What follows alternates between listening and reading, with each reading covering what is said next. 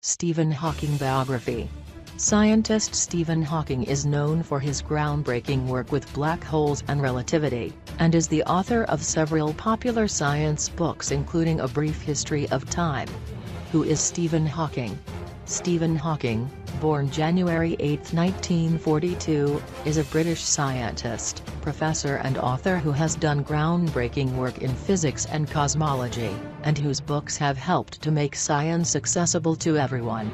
At age 21, while studying cosmology at the University of Cambridge, he was diagnosed with amyotrophic lateral sclerosis, ALS. Part of his life story was depicted in the 2014 film The Theory of Everything. Stephen Hawking's books.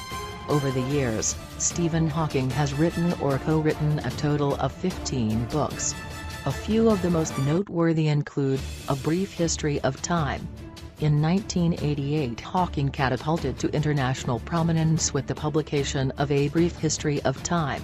The short, informative book became an account of cosmology for the masses and offered an overview of space and time, the existence of God and the future. The work was an instant success, spending more than 4 years atop the London Sunday Times bestseller list. Since its publication, it has sold millions of copies worldwide and been translated into more than 40 languages. The universe in a nutshell. A Brief History of Time also wasn't as easy to understand as some had hoped. So in 2001, Hawking followed up his book with The Universe in a Nutshell, which offered a more illustrated guide to cosmology's big theories. A Briefer History of Time. In 2005, Hawking authored the even more accessible A Briefer History of Time, which further simplified the original work's core concepts and touched upon the newest developments in the field like string theory. Together these 3 books, along with Hawking's own research and papers, articulate the physicist's personal search for science's holy grail, a single unifying theory that can combine cosmology, the study of the big, with quantum mechanics, the study of the small, to explain how the universe began. It's this kind of ambitious thinking that has allowed Hawking, who claims he can think in 11 dimensions, to lay out some big possibilities for humankind. He is convinced that time travel is possible, and that humans may indeed colonize other planets in the future. The Grand Design. In September 2010, Hawking spoke against the idea that God could have created the universe in his book The Grand Design. Hawking previously argued that belief in a creator could be compatible with modern scientific theories.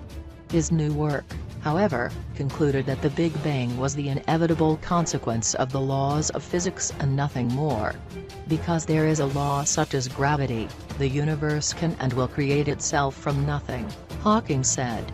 Spontaneous creation is the reason there is something rather than nothing, why the universe exists, why we exist. The Grand Design was Hawking's first major publication in almost a decade. Within his new work, Hawking set out to challenge Sir Isaac Newton's belief that the universe had to have been designed by God, simply because it could not have been born from chaos. It is not necessary to invoke God to light the blue touch paper and set the universe going, Hawking said. What disease does Stephen Hawking have? At the age of 21, Stephen Hawking was diagnosed with amyotrophic lateral sclerosis, ALS, or Lou Gehrig's disease. In a very simple sense, the nerves that controlled his muscles were shutting down. At the time, doctors gave him 2.5 years to live. Hawking first began to notice problems with his physical health while he was at Oxford. On occasion he would trip and fall, or slur his speech. He didn't look into the problem until 1963, during his first year at Cambridge. For the most part, Hawking had kept these symptoms to himself. But when his father took notice of the condition, he took Hawking to see a doctor. For the next 2 weeks, the 21-year-old college student made his home at a medical clinic, where he underwent a series of tests. They took a muscle sample from my arm, stuck electrodes into me, and injected some radio-opaque fluid into my spine, and watched it going up and down with X-rays, as they tilted the bed, he once said. After all that, they didn't tell me what I had, except that it was not multiple sclerosis, and that I was an atypical case. Eventually, however, doctors did diagnose Hawking with the early stages of ALS. It was devastating news for him and his family, but a few events prevented him from becoming completely despondent. The first of these came while Hawking was still in the hospital. There, he shared a room with a boy suffering from leukemia. Relative to what his roommate was going through, Hawking later reflected, his situation seemed more tolerable. Not long after he was released from the hospital, Hawking had a dream that he was going to be executed. He said this dream made him realize that there were still things to do with his life. In a sense, Hawking's disease helped him become the noted scientist he is today. Before the diagnosis, Hawking hadn't always focused on his studies. Before my condition was diagnosed, I had been very bored with life, he said. There had not seemed to be anything worth doing. With the sudden realization that he might not even live long enough to earn his PhD, Hawking poured himself into his work and research. As physical control over his body diminished, he'd be forced to use a wheelchair by 1969. The effects of his disease started to slow down. Over time, however, Hawking's ever-expanding career was accompanied by an ever-worsening physical state. By the mid-1970s, the Hawking family had taken in one of Hawking's graduate students to help manage his care and work. He could still feed himself and get out of bed, but virtually everything else required assistance. In addition, his speech had become increasingly slurred, so that only those who knew him well could understand him. In 1985 he lost his voice for good following a tracheotomy. The resulting situation required 24-hour nursing care for the acclaimed physicist. It also put in peril Hawking's ability to do his work. The predicament caught the attention of a California computer programmer, who had developed a speaking program that could be directed by head or eye movement. The invention allowed Hawking to select words on a computer screen that were then passed through a speech synthesizer. At the time of its introduction, Hawking, who still had use of his fingers, selected his words with a handheld clicker. Today, with virtually all control of his body gone, Hawking directs the program through a cheek muscle attached to a sensor. Through the program, and the help of assistants, Stephen Hawking has continued to write at a prolific rate. His work has included numerous scientific papers, of course, but also information for the non-scientific community. Hawking's health, of course, remains a constant concern, a worry that was heightened in 2009 when he failed to appear at a conference in Arizona because of a chest infection. In April, Hawking, who had already announced he was retiring after 30 years from the post of Lucasian Professor of Mathematics at Cambridge, was rushed to the hospital for being what university officials described as gravely ill. It was later announced that he was expected to make a full recovery. Stephen Hawking's wife and children. At a New Year's party in 1963, shortly before he had been diagnosed with ALS, Stephen Hawking met a young languages undergraduate named Jane Wilde. They were married in 1965. The couple gave birth to a son, Robert, in 1967, and a daughter, Lucy, in 1970. A third child, Timothy, arrived in 1979. In 1990, Hawking left his wife, Jane, for one of his nurses, Elaine Mason. The two were married in 1995. The marriage put a strain on Hawking's relationship with his own children, who claimed Elaine closed off their father from them. In 2003, nurses looking after Hawking reported their suspicions to police that Elaine was physically abusing her husband. Hawking denied the allegations, and the police investigation was called off. In 2006, Hawking and Elaine filed for divorce. In the years since, the physicist has apparently grown closer with his family. He's reconciled with Jane, who has remarried. And he's published 5 science-themed novels for children with his daughter, Lucy. When and where was Stephen Hawking born? Stephen William Hawking was born in Oxford, England, on January 8, 1942, the 300th anniversary of the death of Galileo, long a source of pride for the noted physicist. Stephen Hawking's family and early years. The eldest of Frank and Isabel Hawking's 4 children, Stephen Hawking was born into a family of thinkers. His Scottish mother earned her way into Oxford University in the 1930s, a time when few women were able to go to college. His father, another Oxford graduate, was a respected medical researcher with a specialty in tropical diseases. Stephen Hawking's birth came at an inopportune time for his parents, who didn't have much money. The political climate was also tense, as England was dealing with World War II and the onslaught of German bombs. In an effort to seek a safer place, Isabel returned to Oxford to have the couple's first child. The Hawkings would go on to have 2 other children, Mary, 1943, and Philippa, 1947. And their second son, Edward, was adopted in 1956. The Hawkings, as one close family friend described them, were an eccentric bunch. Dinner was often eaten in silence, each of the Hawkings intently reading a book. The family car was an old London taxi, and their home in St Albans was a 3-story fixer-upper that never quite got fixed. The Hawkings also housed bees in the basement and produced fireworks in the greenhouse.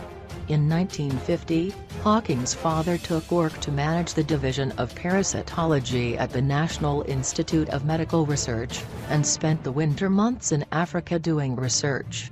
He wanted his eldest child to go into medicine, but at an early age, Hawking showed a passion for science and the sky. That was evident to his mother, who, along with her children, often stretched out in the backyard on summer evenings to stare up at the stars. Stephen always had a strong sense of wonder, she remembered. And I could see that the stars would draw him. Hawking was also frequently on the go. With his sister Mary, Hawking, who loved to climb, devised different entry routes into the family home. He loved to dance and also took an interest in rowing, becoming a team coxswain in college. Education and Cambridge University. Early in his academic life, Hawking, while recognized as bright, was not an exceptional student. During his first year at St Albans School, he was 3rd from the bottom of his class. But Hawking focused on pursuits outside of school. He loved board games, and he and a few close friends created new games of their own. During his teens, Hawking, along with several friends, constructed a computer out of recycled parts for solving rudimentary mathematical equations. Hawking entered University College at Oxford University at the age of 17. Although he expressed a desire to study mathematics, Oxford didn't offer a degree in that specialty, so Hawking gravitated toward physics and, more specifically, cosmology. By his own account, Hawking didn't put much time into his studies. He would later calculate that he averaged about an hour a day focusing on school. And yet he didn't really have to do much more than that. In 1962, he graduated with honors in natural science and went on to attend Trinity Hall at Cambridge University for a PhD in cosmology. In 1968, Hawking became a member of the Institute of Astronomy in Cambridge. The next few years were a fruitful time for Hawking and his research. In 1973, he published his first, highly technical book, The Large-Scale Structure of Space-Time, with G.F.R. Ellis. In 1979, Hawking found himself back at Cambridge University, where he was named to one of teaching's most renowned posts, dating back to 1663, the Lucasian Professor of Mathematics. Research on the universe and black holes. In 1974, Hawking's research turned him into a celebrity within the scientific world when he showed that black holes aren't the information vacuums that scientists had thought they were. In simple terms, Hawking demonstrated that matter, in the form of radiation, can escape the gravitational force of a collapsed star. Another young cosmologist, Roger Penrose, had earlier discovered groundbreaking findings about the fate of stars and the creation of black holes, which tapped into Hawking's own fascination with how the universe began. The pair then began working together to expand upon Penrose's earlier work, setting Hawking on a career course marked by awards, notoriety and distinguished titles that reshaped the way the world thinks about black holes and the universe. When Hawking's radiation theory was born, the announcement sent shockwaves of excitement through the scientific world.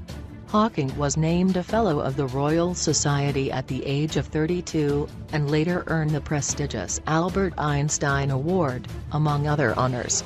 He also earned teaching stints at Caltech in Pasadena, California, where he served as visiting professor, and at Gonville and Caius College in Cambridge. In August 2015, Hawking appeared at a conference in Sweden to discuss new theories about black holes and the vexing information paradox. Addressing the issue of what becomes of an object that enters a black hole, Hawking proposed that information about the physical state of the object is stored in 2D form within an outer boundary known as the event horizon. Noting that black holes are not the eternal prisons they were once thought, he left open the possibility that the information could be released into another universe. Beginning of the universe. In a March 2018 interview on Neil deGrasse Tyson's Star Talk, Hawking addressed the topic of what was around before the Big Bang by stating there was nothing around. He said by applying a Euclidean approach to quantum gravity, which replaces real time with imaginary time, the history of the universe becomes like a four-dimensional curved surface, with no boundary. He suggested picturing this reality by thinking of imaginary time and real time as beginning at the Earth's south pole, a point of space-time where the normal laws of physics hold. As there is nothing south of the South Pole, there was also nothing before the Big Bang. Hawking and space travel. In 2007, at the age of 65, Hawking made an important step towards space travel. While visiting the Kennedy Space Center in Florida, he was given the opportunity to experience an environment without gravity. Over the course of 2 hours over the Atlantic, Hawking, a passenger on a modified Boeing 727, was freed from his wheelchair to experience bursts of weightlessness. Pictures of the freely floating physicist splashed across newspapers around the globe. The zero-G part was wonderful, and the high-G part was no problem. I could have gone on and on. Space, here I come. He said. Hawking is scheduled to fly to the edge of space as one of Sir Richard Branson's pioneer space tourists. He said in a 2007 statement, "Life on Earth is at the ever-increasing risk of being wiped out by a disaster, such as sudden global warming, nuclear war, a genetically engineered virus or other dangers. I think the human race has no future if it doesn't go into space.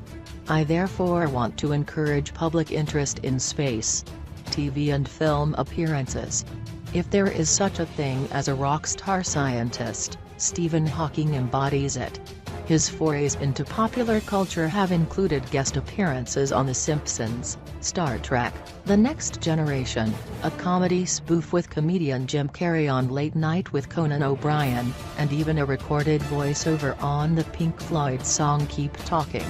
In 1992, Oscar-winning filmmaker Errol Morris released a documentary about Hawking's life, aptly titled A Brief History of Time. Other TV and movie appearances include The Big Bang Theory. In 2012, Hawking showed off his humorous side on American television, making a guest appearance on The Big Bang Theory.